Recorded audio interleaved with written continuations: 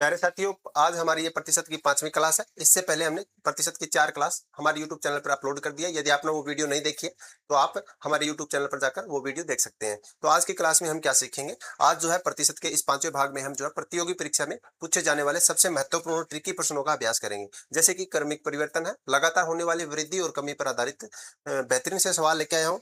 इसके अलावा हमें जनसंख्या और मूल्य ह्रास पर जनसंख्या और मूल्य ह्रास पर भी बहुत ही इंपॉर्टेंट क्वेश्चन मैं आज लेकर आया हूँ। तो चलिए क्लास की शुरू करते हैं। देखो, सबसे पहला क्वेश्चन है कि एक संख्या में पहले 20% की वृद्धि की जाती है और फिर प्राप्त संख्या में 20% की कमी की जाती है। संख्या में शुद्ध परिवर्तन क्या है? नेट परसेंटेज चेंजेस हमें इसमें से बताना है। चलिए सबसे पहले क्या है, इसका फ्रैक्शन बना लेते हैं कि 20% की क्या हो रही है? वृद्धि हो रही है। 20% की वृद्धि हो रही है, किसी संख्या में 20% की वृद्धि हो रही है। इसका मतलब है 1/5। 20% का मतलब है 1/5। इसकी फ्रैक्शन 1/5 है। संख्या यदि पहले 5 थी, तो अभी क्या हो रही है? बढ़कर 6 हो रही है। पहले संख्या 5 थी, 5 से बढ़कर क्या हो गई भाई? 6 हो गई है। इसी प्रकार से इस 20% का 1/5 हो गया, 1/5 फिर से हो गया। इसका अभी जो है 5 से 6 हो रही है, लेकिन फिर से 5 से क्या हो रही है? घट के 5 से क्या हो गई? 4 हो रही है। अब आगे 5 से क्या हो रही है? 4 हो रही है। ठीक है? 5 से 6 हुई थी, लेकिन अब फिर से 5 से वो 4 हो गई है। इसको इक्वल कर लो भाई, इसको इक्वल कर लो। ऊपर वाले को 5 से गुणा कर लो और नीचे वाले को 6 से गुणा कर लो। 5 5 25, 6 5 30, 6 5 30 और 6 चौके 24। क्या होता है? पहले 20% की वृद्धि करने पर 25 से वो 30 हो गई और फिर से 20% की कमी करने पर वो क्या हो गई? 30 से घट के 24 रह गई।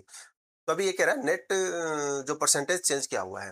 तो 25 से अभी वो क्या हो गई? 24 हो गई। यानी 1 की कमी है। 1 की कमी कितने पे? 25 पे। परसेंटेज के लिए 25 से भाग करेंगे इंटू 100। 25 चौका 100। 4% की क्या हो गई भाई? कमी हो गई। 4% की क्या है? इसमें कमी होगी। बी ऑप्शन इसका बिल्कुल सही होगा। बिल्कुल सही होगा।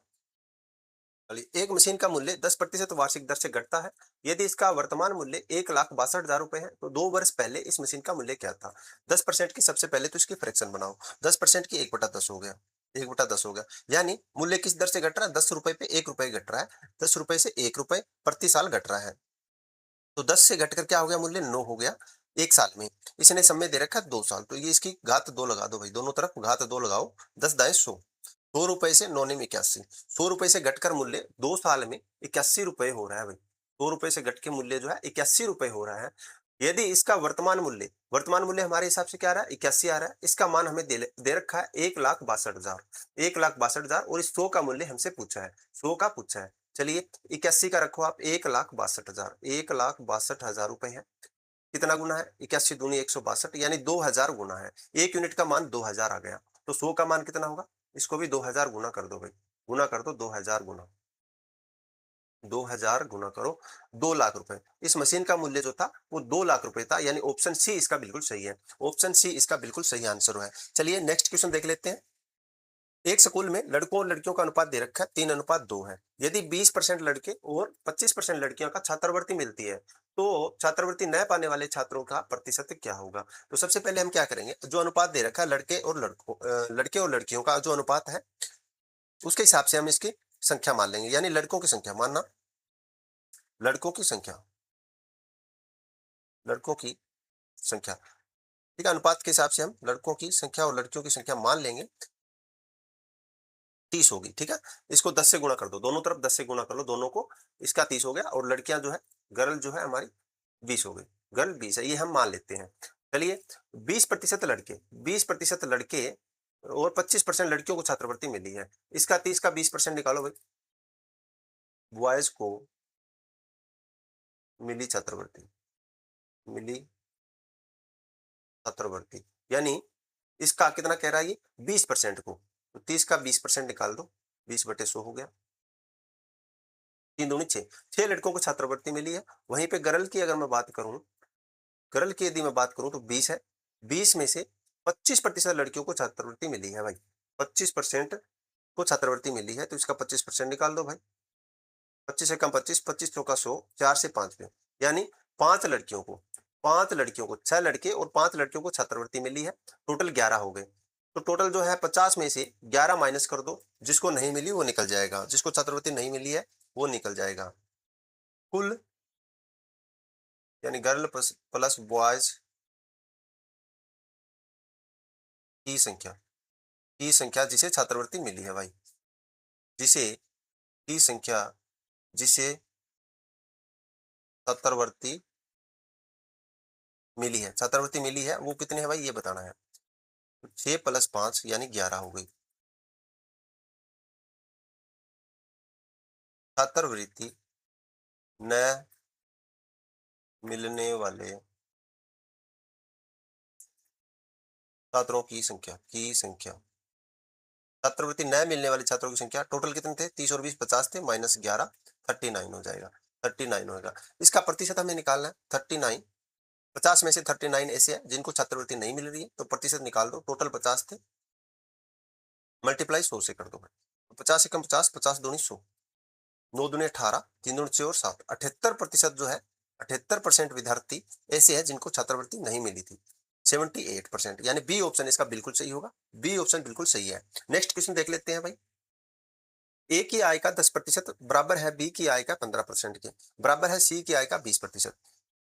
ए की आय का 10%, का 10% का मतलब हो गया भाई 1/10। ए की आय का 10% 1/10 बराबर है बी की आय का 15%, यानी 5 × 15 और ये 20 पे कटेगा, 3/20 हो गया, इज इक्वल टू सी की आय, सी की आय जो है उसका 20%, 20% का 1/5 हो गया। सी की आय का ये बराबर है, ठीक है, ये बराबर है, ये आ गया A/10 is equal to 3B/20 is equal to C/5, C/5, ठीक है, C/5 आ गया। चलिए इसको आर पार गुना कर लो भाई, आर पार गुना कर लो, यहां से क्या होगा 20A आ गया, 20A बराबर है 30B के, 30B के, 20A बराबर है 30B के। इसी प्रकार से इसको भी आर पार गुना करो, इसको भी आर पार गुना करो, यहां से 15B आएगा, 5 × 15, 15B, 5 × 15B बराबर है 20C के, 20C के बराबर है। अभी क्या करना है, इसको 30 बीच वाले को क्या होगा, बीच जो समान ही रहेगा, 20 समान रहेगा तो इसको 30 बनाएंगे, तो इसको समीकरण को 2 से गुणा करेंगे, 2 से गुणा करेंगे। इसलिए देखो 20A बराबर है 30B के, बराबर है, इसको 2 से गुणा कर लो, 30B आ जाएगा, उधर 40 आ जाएगा, बराबर है 30B हो गया, और उधर 40C, ये 40C के, ठीक है, ये अनुपात बन गया, A/B/C हो गया भाई, ठीक है। इसे 1 शून्य से 1 शून्य कट जाएगा। अब क्वेश्चन में क्या पूछा था कि भाई बी की आय क्या है, बी की आय क्या है, तो इसे अनुपात में बांट दो भाई, बी की आय निकल के आ जाएगी भाई। A/B करो, A/B, A/B 3/2 हो गया। इसी प्रकार से यहां से करो, B/C कर लो, B/C हो गया 4 और 3 हो गया, 4 और 3 हो गया, ठीक है। इसको भी 4 बना लो, बी को, इसको बी को 4 बना लो, तो इसको क्या हो गया, ए आ गया हमारे पास, A/B/C क्या निकल के आ गया, दोनों तरफ क्या करेंगे 2 से गुना कर लो, यहाँ भी 2 से गुना करो और यहाँ भी 2 से गुना करो, ताकि ये बी 4 हो जाए, क्योंकि यहाँ पर बी 4 है तो समान करना है, इसलिए ए 6 हो गया, बी हमारा 2 दूनी 4 हो गया, बी 4 है तो फिर ये सी हमारा 3 हो गया। इस अनुपात में उसका धन आएगा। तो यदि उनकी कुल आय जो है 78,000 रुपए है, कुल आय 78,000 है, तो बी की आय हमसे पूछा है, तो 78,000 को इसमें बांट दो भाई, 78,000, 78,000 को इस अनुपात में बांट दो, 6 4 10 और 3 13 गुणे ए क्या है पूछा था, तो गुणा 6 कर दो भाई, 13 6 78 होता है भाई, 6,000 चिको चिको 36, तो 36,000 रुपए जो है ए की आय है, 36,000 ए की आय है, यानी डी ऑप्शन इसका बिल्कुल सही है, डी ऑप्शन इसका बिल्कुल सही होगा। चलिए नेक्स्ट क्वेश्चन देख लेते हैं। एक संख्या के 75% में जब 75 जोड़ा जाता है तो परिणाम समय वही संख्या आती है। हम संख्या मान लेते हैं कि भाई x होगी, मानना मानना संख्या क्या है, x है, मानना संख्या x है प्रश्नानुसार, तब प्रश्नानुसार x यदि संख्या है तो प्रश्नानुसार क्या कह रहा है, प्रश्न उसी के अनुसार हम काम करते हैं कि x का 75%, x का 75%, x का 75% में जब 75 जोड़ा जाए तो समय संख्या ही प्राप्त होती है, नहीं x ही आएगा। चलिए 25 दिए 75 भाई, 25 चौका 100, ये यहाँ से आ गया हमारे पास 3x/4 + 75 is equal to x आ गया, अब x को एक तरफ कर लो, 3x/4 माइनस x हो जाएगा, यहाँ से प्लस है तो इस साइड में माइनस हो जाएगा। 3x/4 3x/4 minus x/1 is equal to क्या था 75, माइनस का 75 हो जाएगा। ठीक है, चलिए एलसीएम लो, इसके 4 आ गया, 3x minus 4x is equal to minus का 75, यहाँ से ऊपर माइनस का x बच गया, divide by 4 is equal to minus 75 हो गया। आर पार गुना कर लो भाई, minus x is equal to 4 5 20, 7 चौक 28 और 2 30, ये माइनस का 300 हो गया, माइनस से माइनस कट जाएगा। x का मान क्या निकल के आ गया हमारा 300, x का मान 300 निकल के आ गया। ठीक है, तो वह संख्या ज्ञात करनी थी तो 300 होगा, बी ऑप्शन बिल्कुल सही है, बी ऑप्शन इसका सही होगा। चलिए नेक्स्ट देख लेते हैं। एक परीक्षा में एक छात्र को पास होने के लिए 40% अंक चाहिए, वह 178 अंक प्राप्त करता है और 22 अंकों से फेल हो जाता है। 22 अंकों से फेल हो जाता है, परीक्षा में कुल कितने अंक थे? एक बात मुझे बताओ, यदि 40% अंक उसको चाहिए तो 40% वो पास हो जाता, 40% पास होता, और अंक उसको आ गए भाई 178, 178 अंक आ गए, लेकिन 22 जो है अंक और ले लेता तो वो पास हो जाता, 22 अंक और ले लेता तो वो पास हो जाता। तो इस 40% का मान हमें दे रखा है, पास होने के लिए 40% चाहिए, तो 178 प्लस 22 करेंगे, 40% का मान आ जाएगा, 40% का मान आ जाएगा 178 प्लस 22। ठीक है, क्योंकि पास होने के लिए उसे 40% चाहिए और उसको 178 आ भी गए थे, लेकिन 22 अंकों से वो फेल हो गया, 22 अंकों से फेल हो गया। तो इसका मतलब ये है कि 22 यदि उसको और आ जाते तो वह पास हो जाता। तो 40% का मान हमारा ये होगा, 40% इज इक्वल टू 8 और 2 10, 7 और 9 1 10, 1 1 2 200, कुल 200 हो गया 40% का मान। 1% का मान हो गया हमारे पास 200/40। परीक्षा में कुल अंक 100% होते हैं भाई, 100% होते हैं परीक्षा में कुल अंक 100%, तो 100% इसके गुणा में रख दो 100, 20 5 100 हो गया भाई, 20 दूनी 40 हो गया, 2 से 100 पे ये कट जाएगा, 2 5 500, तो 500 अंकों की क्या थी वो परीक्षा थी, 500 अंकों की परीक्षा थी, यानी ऑप्शन सी बिल्कुल सही है, ऑप्शन सी इसका बिल्कुल सही है। चलिए नेक्स्ट क्वेश्चन देख लेते हैं। एक निर्माता अपनी वस्तु को 10% लाभ पर थोक विक्रेता को बेचता है, थोक विक्रेता उसे 20% के लाभ पे खुदरा को, और खुदरा विक्रेता उसे 25% के लाभ पे ग्राहक को दे देता है। ग्राहक को लास्ट में 1650 रुपए में वो बेचता है, तो निर्माता के लिए इसका लागत मूल्य क्या रहा होगा? तो सबसे पहले क्या करेंगे हम कि 10%, यानी जो निर्माता है उसका लागत मूल्य मान लेते हैं हम, माना वस्तु का लागत मूल्य, वस्तु का लागत मूल्य, वस्तु का लागत मूल्य x रुपए, मान लेते हैं कि वस्तु का लागत मूल्य x था, तो x रुपए पर उसे 10% का लाभ हुआ तो 110 में बिकी, उसकी वस्तु जो है 110% में बिकी भाई। ठीक है, उस पर थोक विक्रेता को 20% का फिर से लाभ हुआ, तो अभी वस्तु जो है इस प्राइस की 120% में बिकेगी, इस प्राइस का 120%, और उसके बाद जो रिटेलर है वह ग्राहक को 25% का लाभ लेके बेच देता है। 25% का मतलब हो गया कि इसी वस्तु का जो है 125%, अब इस मूल्य का 125% फिर से बढ़ गया भाई। ठीक है, चलिए इसको काट लेते हैं भाई, एक से एक शून्य कट गया भाई, इससे ये घट गया, 25 पंजा 125 हो गया, 25 चौका 100 हो गया, 4 एकम 4, 4 तिये 12, 5 एकम 5, 5 दूनी 10 भाई, 5 दूनी 10। चलिए क्या और कट रहा है क्या कोई? तो यहाँ से हमारे पास क्या निकल के आ गया, 10 दूनी 20, 11 तिये 33, यानी इक्वल टू क्या रखेंगे इसके 1650 रुपए, 1650 इक्वल में रख लो, 11 तिये 33, ऊपर आ गया हमारे पास 33x, 33x बटे क्या है भाई, 10 दूनी 20 है, बटे 20 हो गया, इज इक्वल टू 1650 रुपए, इक्वल टू क्या 1650 है, 33x इज इक्वल टू 1650 गुणे 20 हो गया, गुणे में 20 हो गया। क्या ये और कट रहा है क्या? 5 से कट रहा है, 33 से कम 33, 33 पंजे, ठीक है, 50 पे कट गया, तो x का मान क्या आ गया हमारे पास 1000 रुपए, x का मान 1000 रुपए है। ठीक है, तो उसकी लागत क्या रही होगी 1000 रुपए, यानी ऑप्शन ए बिल्कुल सही है, मैन्युफैक्चरर की लागत रही 1000 रुपए। ठीक है, तो बिल्कुल ए ऑप्शन बिल्कुल सही है। चलिए नेक्स्ट क्वेश्चन देख लेते हैं। यदि एक बेलन की त्रिज्या में 50% की कमी की जाती है, सबसे पहले 50% की फ्रैक्शन बनाओ भाई, 1/2, ये रेडियस में कमी है।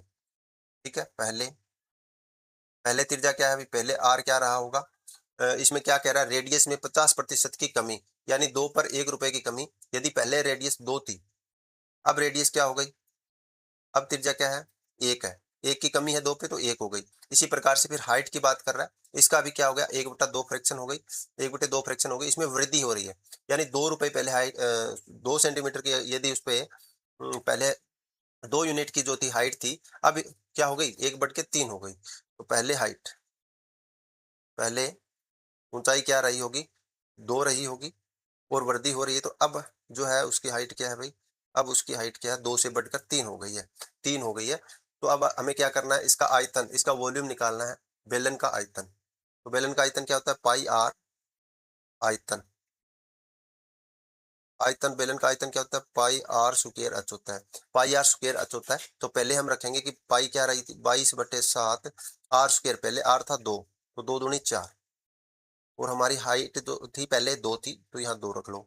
इसी प्रकार से अब 22/7 इंटू आर स्क्वायर, अभी आर क्या है भाई, अभी आर 1 है तो 1 ही रहेगा, स्क्वायर करने पे इंटू हाइट अब 3 है, तो हाइट 3 रहेगी, गुणा में 3 कर दो। ठीक है, तो ये तो इसमें समान रहेगा, दोनों तरफ ये कट जाएगा। 3 एकम 3, 4 दूनी 8, इसका अनुपात जो आएगा वो क्या आएगा, वो बताना है हमें। तो नहीं, अनुपात नहीं बताना है, उसने कहा कि वॉल्यूम में कितने प्रतिशत की कमी होगी, ये बताना है, कितने परसेंट की कमी होगी। ठीक है, कितने परसेंट की कमी होगी। तो यहाँ से 8 है हमारा वॉल्यूम, ये तो कट गया इससे, यहाँ से 8 हो गया और यहाँ से 3। तो ये कमी कितनी हो रही है भाई वॉल्यूम में?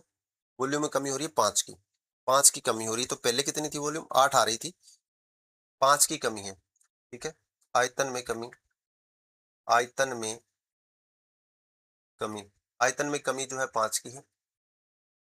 प्रतिशत कमी, आयतन में प्रतिशत कमी क्या रही, 5 बटे पहले 8 था गुणा 100, 4 दूनी 8 भाई, 4 ये 25 पे कटेगा, 25 5 125 डिवाइड बाई 2, 2 चिक 12, 2 दूनी 4, 2 पंजे 10, यानी 62.5, 62.5 प्रतिशत की जो है कमी, 62.5% की कमी होगी, यानी सी ऑप्शन बिल्कुल सही है इसका, सी ऑप्शन बिल्कुल सही है। ठीक है, सी ऑप्शन बिल्कुल सही है। चलिए नेक्स्ट क्वेश्चन देख लेते हैं। एक परीक्षा में बैठे लड़कों और लड़कियों की संख्या का अनुपात 16:9 है, 16:9 है। हम मान लेते हैं कि बॉयज जो है 160 होंगे और गर्ल जो है 90 होगी। तो इस परीक्षा में 80% लड़के और 70% लड़कियां पास हुई है, तो फेल होने वालों छात्रों का परसेंट हमें निकालना है।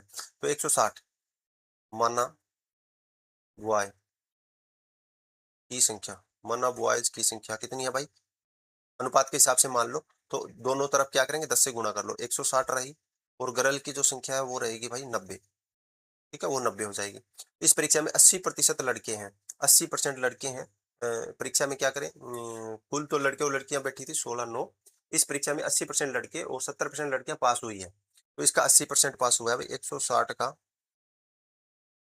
पास बॉयज, 160 का 80%, 20 चौके 80, 20 पंजे 100, 5 तिये 15 और 5 दूनी 10 में, तो 4 दूनी 8 और 4 तिये 12, 128, 128 जो छात्र है वो जो लड़के हैं वो पास हुए हैं। इसी प्रकार से लड़कियां, पास गर्ल्स, पास गर्ल की संख्या क्या है, 90 थी, उसका 70% पास हो गई, 90 कुल थी, उसका 70% जो है पास हुई है, 7 नीम 63, 63 पास हुई है। फेल होने वाले बॉयज और उसके अलग अलग निकाल लो। ठीक है, फेल हुए लड़कों की संख्या, लड़कों की संख्या, फेल हुए लड़कों की संख्या निकाल लो, कितने हुए थे, टोटल 160 थे, माइनस पास वालों की संख्या जो है वो घटा दो, इसमें से 128 घटा दो, बाकी फेल हुए हैं 128, तो यहाँ से 2 आ गया और 5 में से 2 जाए 3, 32 जो लड़के हैं वो फेल हो गए, 32 लड़के फेल हो गए। वहीं पर लड़की, लड़कियों की संख्या बतानी है, पास जो हुई है, पास जो हुई है वो लड़कियां कितनी थी, 63 थी, तो 90 टोटल थी, उसमें से 63 पास हो गई, तो फेल वालों की संख्या आ जाएगी। तो यहाँ से 7 बच गया, 8 में से 2 27, 27 लड़कियां टोटल छात्रों का पूछा है ना, टोटल पूछा है, टोटल पूछा है अनुत्तीर्ण होने वाले कुल छात्रों का प्रतिशत। कुल छात्र देखो यहाँ से जो फेल हुए हैं, 7 और 2 9, 3 और 2 5, 59 छात्र जो है फेल हुए हैं। इसका प्रतिशत, फेल छात्रों का, फेल हुए छात्रों का प्रतिशत, का प्रतिशत हमें बताना है। तो 59 डिवाइड बाय टोटल कितने थे भाई 160 और 90, इसको नीचे रखो 0 से लेके 250, टोटल छात्र 250 थे इंटू 100, 2500 का 100 हो गया, 25 से कम 25 हो गया, 2 दूनी 4, 2 5 10 भाई, ठीक है, 9 दूनी 18, 5 दूनी 10 और 11 बटे 5, 5 दूनी 10, 5 3 15, 3 5 6 30, यानी 23.6% जो है टोटल छात्र फेल हुए, 23.6% टोटल छात्र जो है फेल हुए हैं, 23.6, यानी कि बी ऑप्शन बिल्कुल सही होगा, बी ऑप्शन बिल्कुल सही होगा। चलिए नेक्स्ट क्वेश्चन देख लेते हैं। एक बर्तन में दूध और पानी का अनुपात 4:1 है। यदि इस मिश्रण का 20% भाग निकालकर उतना ही पानी मिला दिया जाए तो नए मिश्रण में दूध और पानी का प्रतिशत अनुपात क्या होगा। तो इसमें क्या है 4:1 है। सबसे पहले हम मान लेंगे टोटल मिश्रण, माना टोटल मिश्रण जो होगा वो 100 लीटर मान लेते हैं, क्योंकि 4 और 5 दोनों के जोड़ से वो कटना चाहिए, ऐसा हमें मानना है। तो माना कुल मिश्रण 100 लीटर होगा, कुल मिश्रण क्या होगा 100 लीटर होगा, तो इसको अनुपात 4:1 में बांट लो भाई, तो 100 बटे में दूध की मात्रा निकल जाएगी, दूध कितना था और पानी कितना था, 100 बटे टोटल 4 और 1 5 गुणा 4, ये दूध क्या जाएगा 20, 20 चौका 80 हो गया, 80 दूध है तो पानी कितना था उसमें 20 लीटर था, कुल हमारा 100 था, ठीक है। चलिए उसमें से 20% भाग निकालकर, इस मिश्रण में से 20% भाग निकाला है तो 80 का 20% निकलेगा, 80 का 20% निकालो, यहाँ निकालो 80 का 20%, 80 का 20% निकालो, यानी 8 दूनी 16, 80 में से 16 घटाओ भाई, निकाला गया दूध, ठीक है, निकाला गया दूध, निकाला गया दूध, ठीक है, 20% निकलेगा तो दूध का भी तो 20% निकलेगा और पानी का भी इसी अनुपात में तो निकलेगा, तो 80 का 20% जब हम निकालूंगा तो 16, निकाला गया दूध हो गया 16 लीटर, 16 लीटर। अब दूध की मात्रा, अब मिश्रण में दूध की मात्रा, अब मिश्रण में दूध की मात्रा, तो अब मिश्रण में दूध की मात्रा क्या है भाई, जो 16 लीटर निकल गया 80 माइनस 16 यानी कि 64, अब जो मात्रा क्या होगी 64 होगा। अब मिश्रण में दूध की मात्रा जो है 80 माइनस 16 यानी कि 64 लीटर, 64 लीटर दूध है। इसी प्रकार से निकला पानी, ठीक है, अब पानी मिश्रण में से निकाला गया पानी, मिश्रण में से निकाला गया पानी, मिश्रण में से निकाला गया पानी कितना है वो बताना है। तो 4:1 में तो निकलेगा, यानी 20% भाग निकला तो 20% ये तो निकलेगा, इसका 20% निकाल दो, 20 का 20%, 20 का 20%, 20 का 20% यानी 4 हो जाएगा, यानी कि 4 लीटर निकल गया है भाई, 4 लीटर निकल गया 20 में से, 20 माइनस 4 यानी कि अभी कितना बच गया, 20 में से 4 16 लीटर, 16 लीटर अभी पानी है, 16 लीटर अभी पानी है। अच्छा अभी 16 लीटर पानी है, 64 दूध है, तो मिल्क और पानी, मिल्क एंड वाटर, मिल्क कितना है अभी 64 है, और जो वाटर है वो कितना 16 है। चलिए अभी ये कह रहा है उतना ही पानी मिलाया गया है। अब जो टोटल निकला कितना था भाई 4 और 16, उसमें से 20 लीटर निकला था, 20 लीटर निकला था, 20 लीटर भी पानी मिला है, 20 लीटर क्या मिलाया गया यहाँ पर पानी मिलाया गया 20 लीटर, तो ये टोटल कितना हो गया 36 लीटर हो गया, और दूध हमारा कितना है 64 लीटर है। तो अभी क्या पूछा था इसने, तो नए मिश्रण में दूध और पानी का प्रतिशत अनुपात क्या है। दूध और पानी का अनुपात जो है प्रतिशत अनुपात हमसे पूछा है, तो 64 लीटर है और वो 36 है, तो प्रतिशत निकाल दो भाई, 64 बटे टोटल 100 है तो बटे 100 इंटू 100, तो ये तो हो गया हमारा 64%। इसी प्रकार से पानी भी 36% हो जाएगा, तो 64% व 36%, 64% व 36% इसका सही जवाब होगा, ठीक है, 64 और 36 यानी ऑप्शन बी बिल्कुल सही है, ऑप्शन बी इसका बिल्कुल सही है। चलिए नेक्स्ट क्वेश्चन देख लेते हैं। एक व्यक्ति अपनी मासिक आय का 40% भोजन पर, 20% मकान के किराए पर और शेष का 50% शिक्षा पर वो खर्च करता है। यदि वह हर महीने 45 रुपए की बचत करता है तो उसकी मासिक आय क्या है।